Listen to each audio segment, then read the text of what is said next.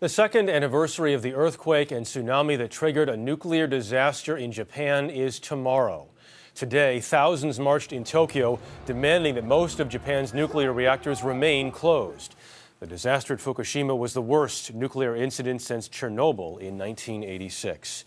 The meltdown in Japan forced 170,000 people from their homes, many of them permanently. Now a group of U.S. Navy veterans are saying exposure to leaking radiation from the plant has made them sick. Magali Laguerre-Wilkinson spoke with two of them. Immediately after the disaster, the U.S. Navy diverted the aircraft carrier Ronald Reagan from South Korea to Japan to provide aid. Jamie Plim and Maurice Ennis were among the 5,000 sailors on board. We had already been there rendering aid and giving supplies and stuff for maybe a couple days before we even heard something about a nuclear power plant.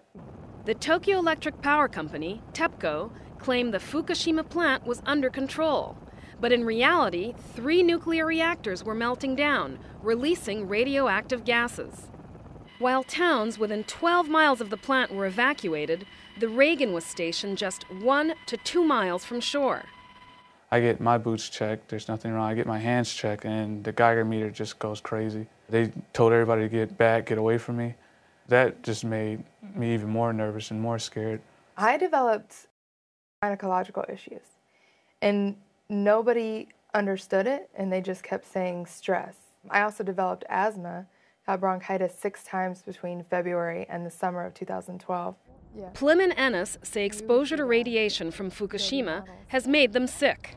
I got a lump that popped up between my eyes, another lump on my jaw, and another lump on my thigh. Now a couple, they've completed their service and have been honorably discharged. Along with more than 100 fellow sailors, they're part of a federal lawsuit against TEPCO. It accuses the Japanese power company of giving out false and misleading information about Fukushima while being aware that the potential health risk was greater than its agents were reporting. How do you know that the symptoms that you're describing are due to that place, are a result of that exposure? Really, there's no way to tell, but none of that was there, and it just developed soon after. TEPCO told CBS News it does not comment on lawsuits.